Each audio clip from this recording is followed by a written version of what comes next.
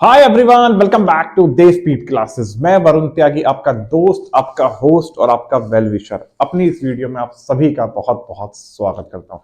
बच्चों, आज मैं आपके सामने बैलेंस ऑफ पेमेंट चैप्टर का वन शॉट लेके आया हूं। ये छोटा सा चैप्टर है और छोटे से टाइम पीरियड के अंदर अंदर सॉर्ट आउट हो जाएगा, कंप्लीट हो जाएगा, राइट। अभी तक मैं आपके सामने अपने फॉरेन एक्सचेंज रिजर्व का वन शॉट ला चुका हूं। एग्रीगेट डिमांड चैप्टर की जो यूनिट है या एग्रीगेट डिमांड की जो यूनिट है उसमें जो भी तीनों चैप्टर्स हैं, aggregate demand and related aggregates, उसका भी वन शॉट आ चुका है।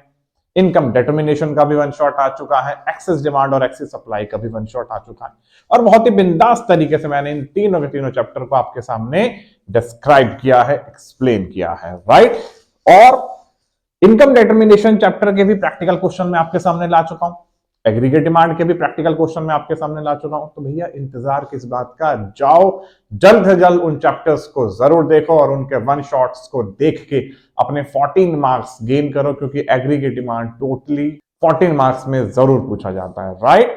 फॉरेन एक्सचेंज रिजर्व के मेरे वन शॉट को जरूर देखना, क्योंकि मैंने अपने उस वन शॉट में बहुत ही बढ़िया तरीके से, बहुत ही बिंदास तरीके से आपको समझाया है कि फॉरेन एक्सचेंज है क्या, फॉरेन एक्सचेंज रेट को कैसे कैलकुलेट किया जाता है, डिमांड और सप्लाई का क्या रोल है, फॉरेन करेंसी की डिमांड कौन करता है और सप्लाई कौन करता है, right.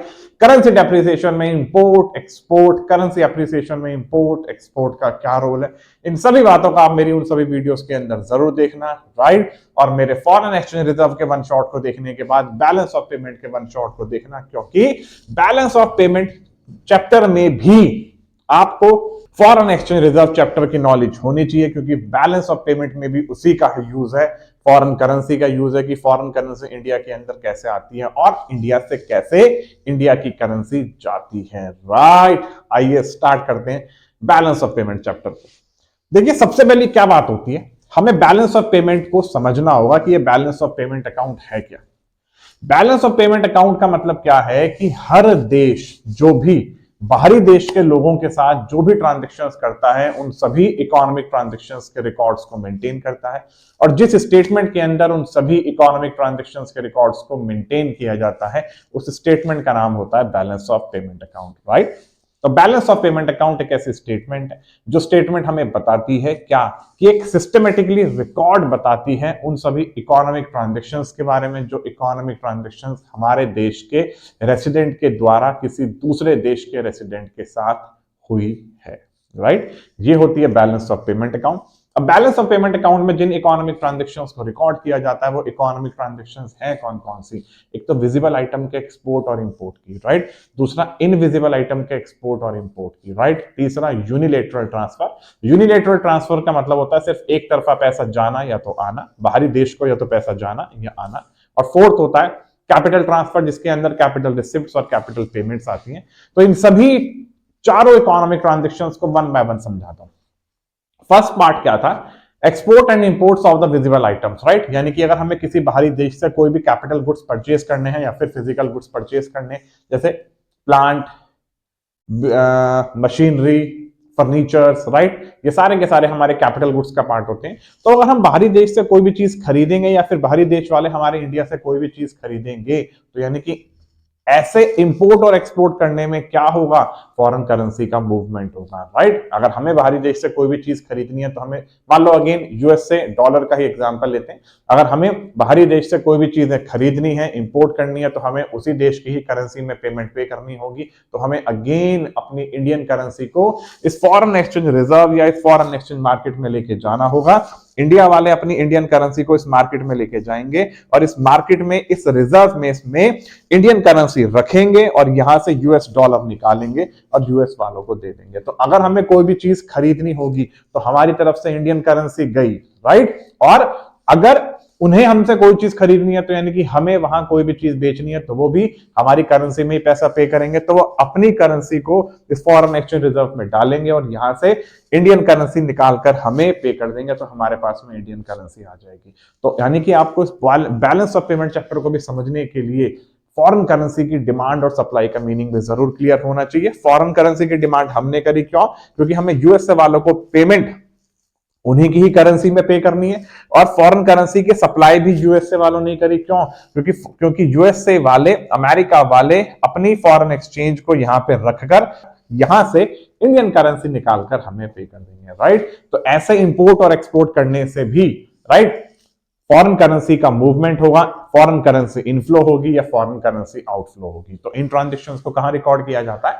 Balance of payment account के अंदर। सिमिलरली सर्विसेज, अगर हमें वहां से कोई भी सर्विसेज रिसीव करनी है या फिर वहां हमें कोई भी सर्विसेज प्रोवाइड करनी है, जैसे हमने वहां फॉरेनर्स का इंश्योरेंस किया है या उनकी किसी एसेट्स का इंश्योरेंस किया है या फिर उन्होंने हमारी एसेट्स का इंडिया के अंदर इंश्योरेंस किया है या फिर किसी इंडिविजुअल पर्सन का कोई भी इंश्योरेंस किया हुआ है, राइट। तो वो भी क्या होती है कि बाहरी देश को कोई भी सर्विसेज प्रोवाइड की जा रही है या बाहरी देश से कोई भी सर्विसेज ली जा रही है जिसके बदले में कैपिटल का मूवमेंट हो रहा है, तो उन ट्रांजेक्शंस को भी बैलेंस ऑफ पेमेंट में रिकॉर्ड किया जाता है।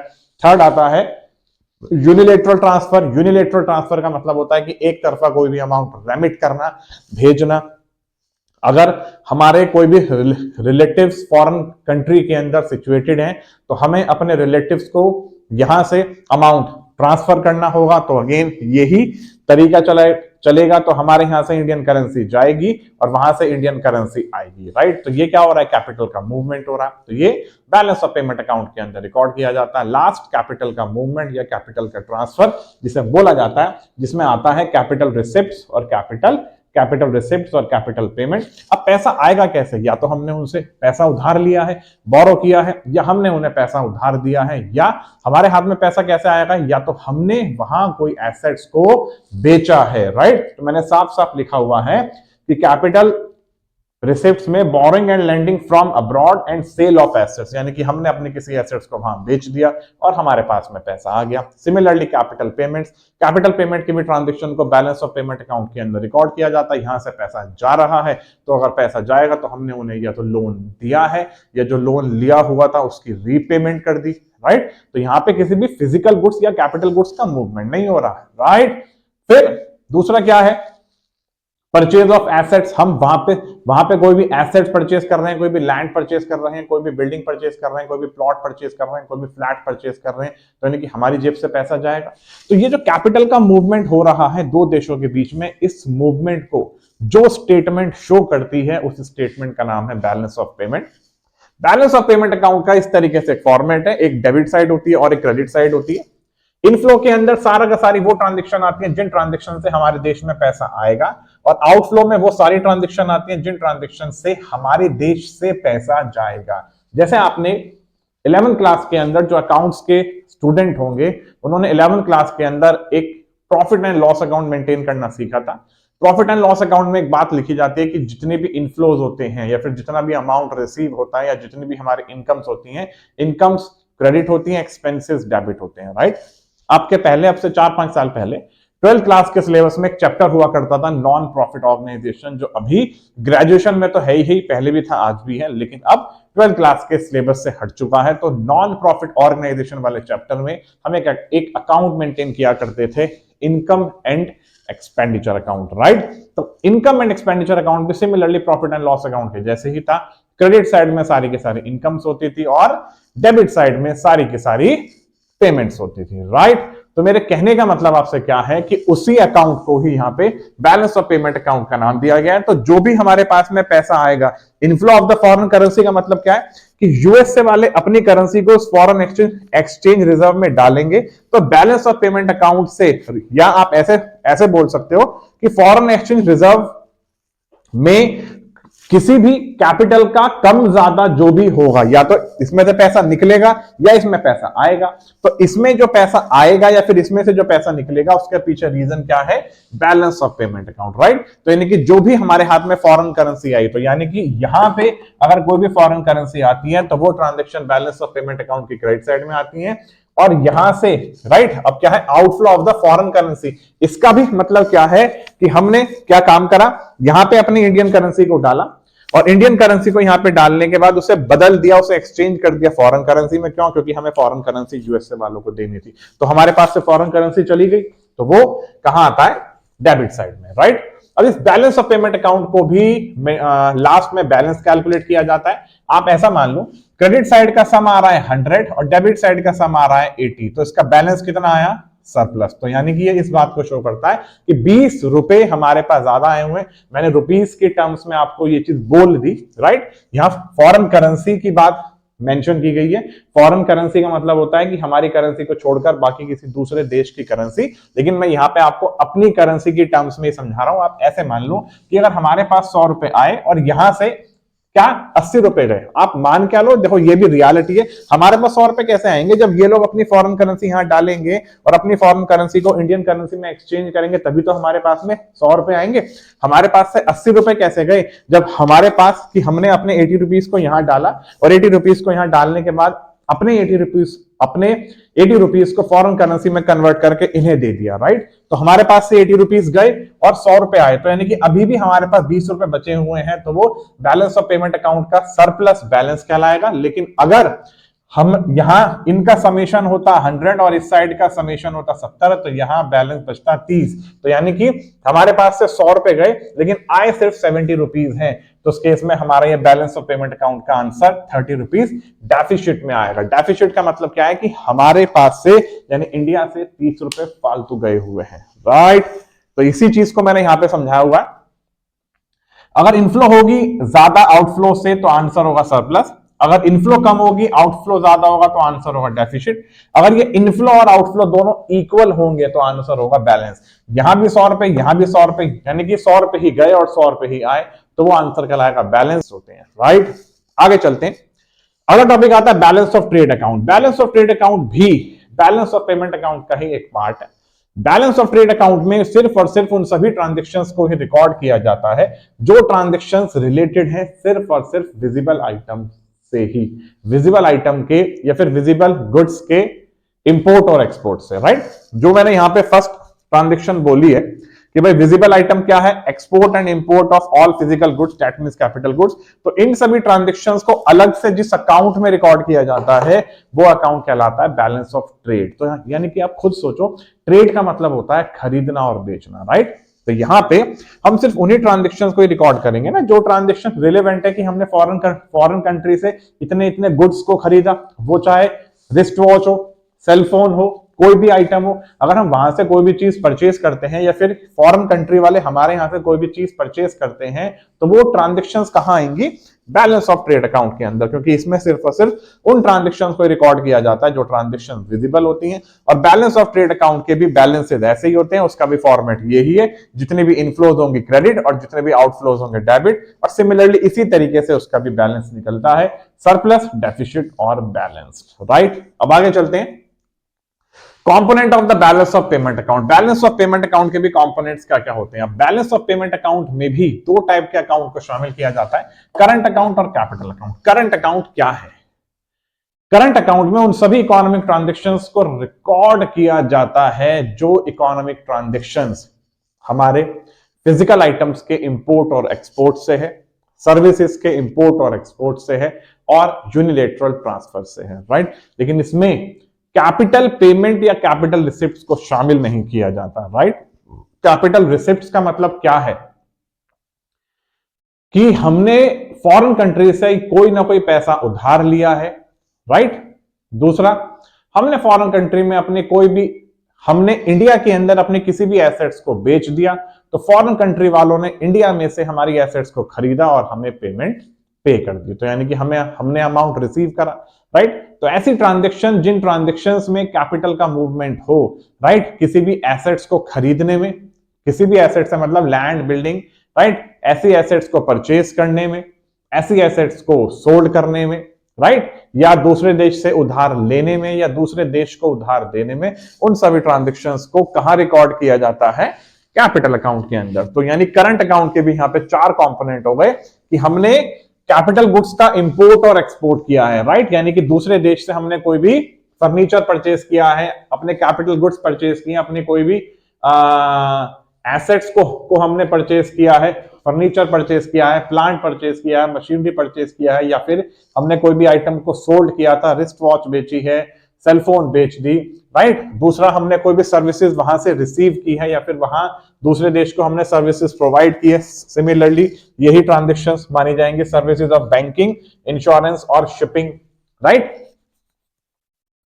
उसके बाद आता है यूनिलेटरल ट्रांसफर। इसमें यूनिलेटरल ट्रांसफर को भी शामिल किया जाएगा। सिमिलरली वही कि हमने दूसरे देश से कोई या दूसरे देश वालों ने हमारे इंडिया में कोई पैसा ट्रांसफर किया है, एक तरफा पैसा भेजा है, या हमने हमारे रिलेटिव्स को दूसरे देश में कोई अमाउंट ट्रांसफर किया है, तो वो भी यूनिलेटरल ट्रांसफर का ही पार्ट माना जाएगा। और हमने वहां पे जो भी इन्वेस्ट, या इस चीज को आप मेरी बातें समझना, मैंने फोर्थ पॉइंट लिखा है income receipt and payment to and from abroad. हमने वहां पे जो इन्वेस्टमेंट की हुई थी, हमें हमारी उस इन्वेस्टमेंट से कोई भी इंटरेस्ट इनकम मिली है। हमने वहां पे जो इन्वेस्टमेंट की हुई थी किसी बिल्डिंग में या फिर किसी फ्लैट में की हुई थी, तो वहां से हमें कोई भी रेंट रिसीव हुआ है।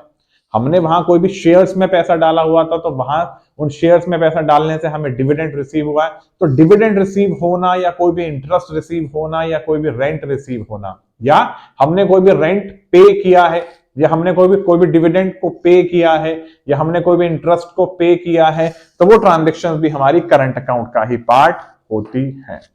अब चलते हैं आगे, component of the capital account. Capital account क्या होता है? कैपिटल अकाउंट उस अकाउंट को कहा जाता है जिस अकाउंट में उन सभी इकोनॉमिक ट्रांजैक्शंस को रिकॉर्ड किया जाता है जो इकोनॉमिक ट्रांजैक्शंस रिलेवेंट होंगी। किससे? कैपिटल के मूवमेंट से, यानी कैपिटल ट्रांसफर और कैपिटल पेमेंट्स, जिसमें शामिल किया जाता है क्या? Borrowings and lending to and from abroad. या तो दूसरे देश से, बाहरी देश से हम कोई पैसा उधार ले रहे हैं या उन्हें उधार दे रहे हैं। Investment to and from abroad, या तो हमने बाहरी देश से कोई भी इन्वेस्टमेंट, बाहरी देश वालों ने हमारे इंडिया में कोई भी पैसा इन्वेस्ट किया है, या हमने बाहरी देश को कोई भी पैसा, बाहरी देश में कोई पैसा इन्वेस्ट किया है, वो हमने जो इन्वेस्टमेंट की है वो शेयर्स में की है या फिर रियल एस्टेट में की है। रियल एस्टेट का मतलब होता है कोई भी लैंड बिल्डिंग परचेस करना, और शेयर्स का मतलब आप लोग जानते हो कि हमने दूसरे देश की फाइनेंशियल एसेट्स को परचेस किया है।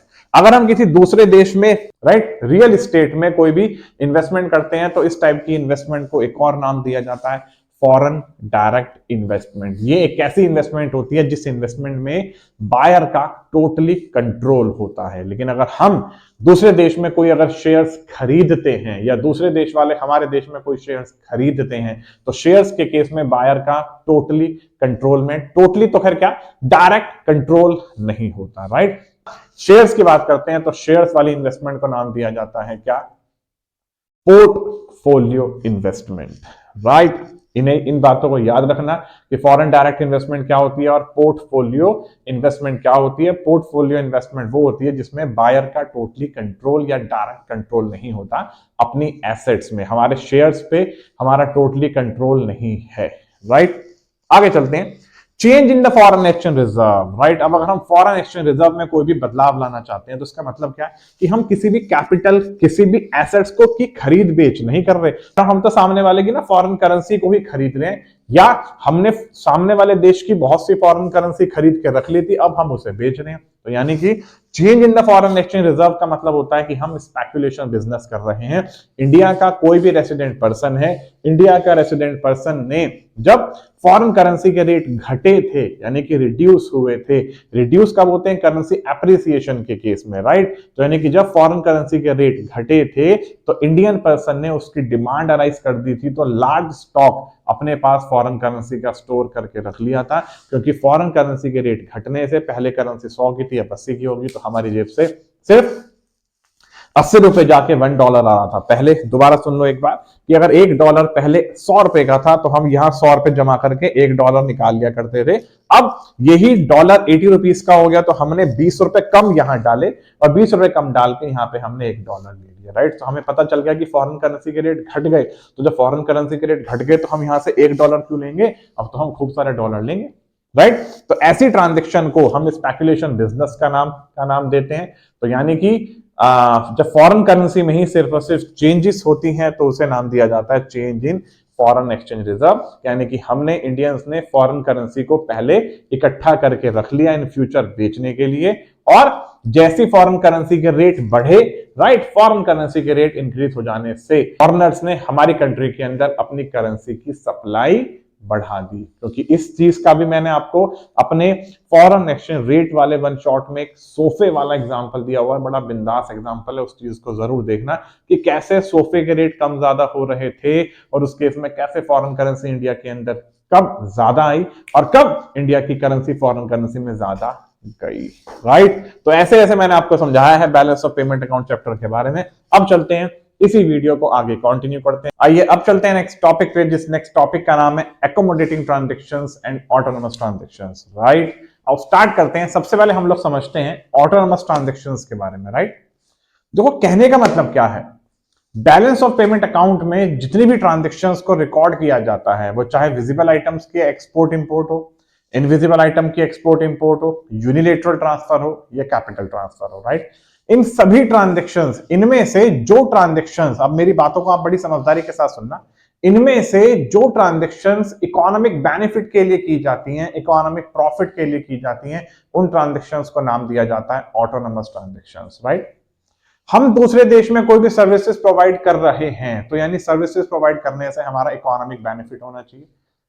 हमने या दूसरे देश ने हमारे देश में आकर कोई भी एसेट्स को परचेज किया है, या दूसरे देश ने हमारे देश में आकर किसी भी इन्वेस्टमेंट को किया है, राइट, तो वो भी हमारे देश के लिए इकोनॉमिक बेनिफिट प्रोवाइड करती है। तो मेरे कहने का मतलब क्या है, ऑटोनोमस ट्रांजैक्शन एक ऐसी इंटरनेशनल इकोनॉमिक ट्रांजैक्शंस होती हैं जो इकोनॉमिक ट्रांजैक्शंस हमारी इंडिया के लिए इकोनॉमिक बेनिफिट्स को प्रोवाइड करती हैं। राइट, ये ट्रांजैक्शंस करंट अकाउंट से भी रिलेवेंट है और ये ट्रांजैक्शंस कैपिटल अकाउंट से भी रिलेवेंट है। अब आप जानते हो कि करंट अकाउंट में किन किन ट्रांजैक्शंस को रिकॉर्ड किया जाता है।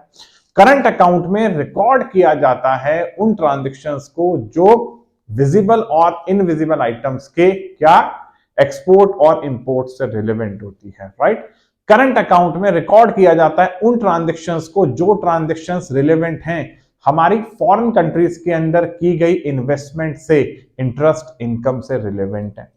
हमने फॉरेन कंट्री में कोई एसेट्स को परचेज किया हुआ है, किसी लैंड या बिल्डिंग को परचेज किया हुआ है, और हमारी वो लैंड या बिल्डिंग फॉरेन कंट्रीज वाले यूज कर रहे हैं, वहां से हमें किराया दे रहे हैं, तो वो भी हमारे लिए इकोनॉमिक बेनिफिट को ही, ऐसी ट्रांजैक्शन हमारे लिए इकोनॉमिक बेनिफिट को ही शो करती है। तो मेरे कहने का मतलब यह है कि ऑटोनोमस ट्रांजैक्शंस में या ऑटोनोमस आइटम्स का मतलब उन सभी ट्रांजैक्शंस है जो ट्रांजैक्शंस हमारी इंडिया को, हमारी कंट्री को इकोनॉमिक बेनिफिट प्रोवाइड करती हैं। राइट, वो ट्रांजैक्शंस करंट अकाउंट से भी रिलेवेंट है और कैपिटल अकाउंट से भी रिलेवेंट है। ठीक, आगे चलते हैं।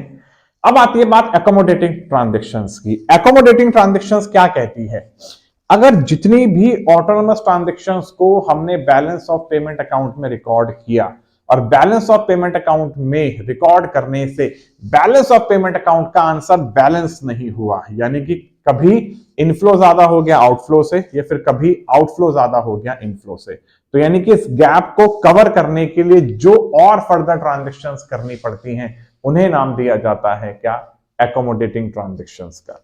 मैंने एक आपके सामने नोट लिखा हुआ है, balance of payment is always balance in accounting sense. Balance of payment account हमेशा अकाउंटिंग सेंस में बैलेंस्ड होना चाहिए, यानी कि inflow of foreign currency equal होनी चाहिए आउटफ्लो ऑफ फॉरेन करेंसी की। जब इस इनफ्लो और आउटफ्लो में कोई भी चेंज आता है, बैलेंस ऑफ पेमेंट अकाउंट में ऑटोनोमस ट्रांजैक्शंस को रिकॉर्ड करने से अगर बैलेंस ऑफ पेमेंट अकाउंट का आंसर डेफिसिट में आ जाता है, तो उस कमी को पूरा करने के लिए हम फॉरेन एक्सचेंज रिजर्व से पैसा निकालेंगे या इंटरनेशनल मॉनेटरी फंड से उधार लेंगे।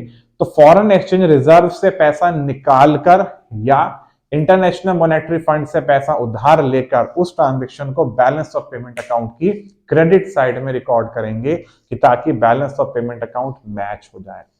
तो इन दो ट्रांजैक्शंस को, जिन दो ट्रांजैक्शंस में हमने इंटरनेशनल मॉनेटरी फंड से उधार लिया या फॉरेन एक्सचेंज रिजर्व से पैसा निकाला, इन दो ट्रांजैक्शंस को नाम दिया गया क्या, एकोमोडेटिंग ट्रांजैक्शंस का। तो एकोमोडेटिंग ट्रांजैक्शंस वो ट्रांजैक्शंस होती हैं जो ट्रांजैक्शंस परफॉर्म की जाती हैं कब, जब बैलेंस ऑफ पेमेंट अकाउंट में जो भी ऑटोनोमस ट्रांजैक्शंस रिकॉर्ड की जाती हैं, उन ऑटोनोमस ट्रांजैक्शंस को रिकॉर्ड करने से balance of payment account match ना करे, दोनों साइड बैलेंस ना हो, किसी ना किसी साइड में जो भी कमी है उस कमी को पूरा करने के लिए ही जो ट्रांजैक्शंस रिकॉर्ड की गई उसे ऑटोनोमस ट्रांजैक्शंस का नाम दिया गया।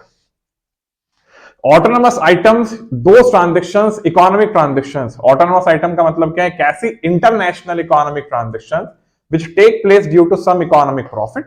Autonomous transactions recorded on both current account and capital account, ये भी दोनों करंट और कैपिटल अकाउंट में रिकॉर्ड की जाती है। मैं अभी आपके सामने बोल चुका हूं और मैं आपको ये जो भी बातें समझाता हूं, आप एक काम किया करो कि मेरी जो भी आप वीडियो सुनते हो या देखते हो, इसे देखते वक्त आप अपनी बुक को भी जरूर निकाल लिया करो। अपनी सामने आपने बुक खोली, क्योंकि मैं वर्बली जो बातें बोलता हूं लिखने से ज्यादा वो मैं बातें बोलता हूं। इतनी सारी बातें मैं अपने बोर्ड पे मेंशन नहीं कर सकता, राइट। इतनी सारी बातों को अगर मैं बोर्ड पे मेंशन करूंगा तो बहुत टाइम लग जाता है, राइट। तो मेरी आप जब भी वीडियोस देखो, मेरी वीडियोस को देखते वक्त खासकर इकोनॉमिक्स की आप मेरी जब भी वीडियोस को देखो, अपनी बुक को सामने जरूर रख लेना। आपकी बुक में जो बातें मेंशन होंगी वो सारी की सारी बातें मैं वर्बली जरूर आपके सामने डिस्कस करूंगा, लेकिन इतनी रिटन फॉर्म में यहां पे लिख नहीं पाऊंगा, ठीक। एकोमोडेटिंग आइटम्स का मतलब क्या है? Accommodating transactions take place to cover the gap in the balance of payment account, यानी कि बैलेंस ऑफ पेमेंट अकाउंट में जो भी कोई भी गैप अराइज होता है ऑटोनोमस ट्रांजेक्शंस को रिकॉर्ड करने से, उस गैप को कवर करने के लिए जो ट्रांजेक्शंस की जाती हैं उन्हें एकोमोडेटिंग ट्रांजेक्शंस का नाम दिया जाता है। मतलब क्या है? accommodating transactions compensate the capital transaction to correct the disequilibrium situation of balance of payment। अगर बैलेंस ऑफ पेमेंट अकाउंट में एक ऐसी सिचुएशन आ जाए जो कि डिसइक्विलिब्रियम हो, दोनों साइड डेबिट साइड और क्रेडिट साइड का सम इक्वल ना आए, तो उन्हें इक्वल करने के लिए फर्दर से कैपिटल ट्रांजैक्शंस को कॉम्पेंसेट करना पड़ता है, यानी कि बैलेंस ऑफ पेमेंट अकाउंट में और भी ट्रांजैक्शंस को डालना पड़ता है, जिन ट्रांजैक्शंस को हम कैपिटल ट्रांजैक्शंस का नाम देते हैं। यानी कि क्या? या तो दूसरे देश से उधार लो या इंटरनेशनल मॉनेटरी फंड से उधार लेके अपने बैलेंस ऑफ पेमेंट अकाउंट की क्रेडिट साइड में उसे रिकॉर्ड करो कि ताकि दोनों मैच कर जाएं, या दूसरे देश को आप क्या दो?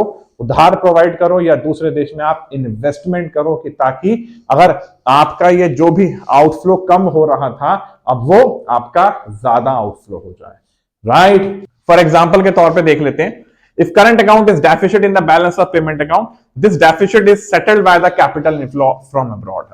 अगर मैंने एक छोटा सा एग्जांपल लिया है कि अगर करंट अकाउंट का आंसर डेफिसिट में आ रहा है तो उस कमी को पूरा करने के लिए अब्रॉड से दूसरे देश से कैपिटल का इनफ्लो करवा लो, राइट, और आपका करंट अकाउंट का बैलेंस मैच कर जाएगा। फिर क्या कह रहे हैं कि अगर बैलेंस ऑफ पेमेंट अकाउंट का आंसर डेफिसिट में आता है तो उस कमी को पूरा करने के लिए हम फॉरेन एक्सचेंज रिजर्व से पैसा निकालते हैं या इंटरनेशनल मॉनेटरी फंड से लोन ले लेते हैं, राइट।